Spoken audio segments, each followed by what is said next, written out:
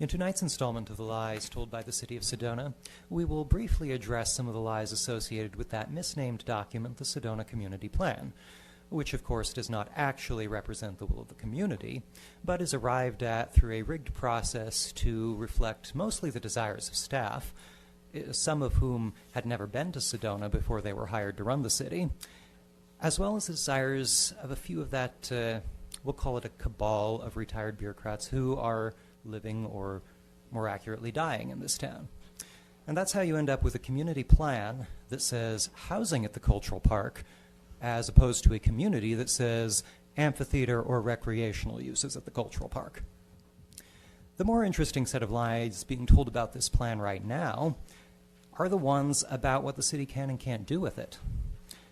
You guys really are not getting very good advice from your $400 an hour lawyer down in Phoenix, who based most of his failed strategy against the initiative on the argument that an amphitheater restoration wouldn't be community plan compliant. 2 years ago, we all sat in this room and watched as you, the council, tried to override the Heritage Lodge approval only because it wasn't community plan compliant, only to ignominiously have to reverse yourself later on because you're not legally allowed to do that, because the community plan is not a binding document that forms a basis for policy. It is an advisory document. Of course, this attitude goes all the way back to 2015 and before, when the Court of Appeals struck down the city's original STR ban and told you, no, you can't just put your community character requirements into code by calling them health, safety, and welfare. How much longer is it going to take this council to learn in these matters? Have you learned? How can we trust your latest switcheroo on the initiative?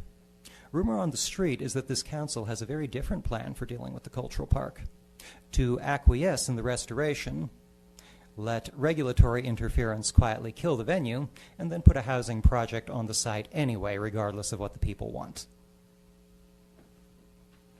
How much longer are we going to have to put up with this garbage? With any luck, 70 days. 70 days, councilors, and then hopefully you will be the biggest flock of lame ducks in Arizona, and it will be duck season.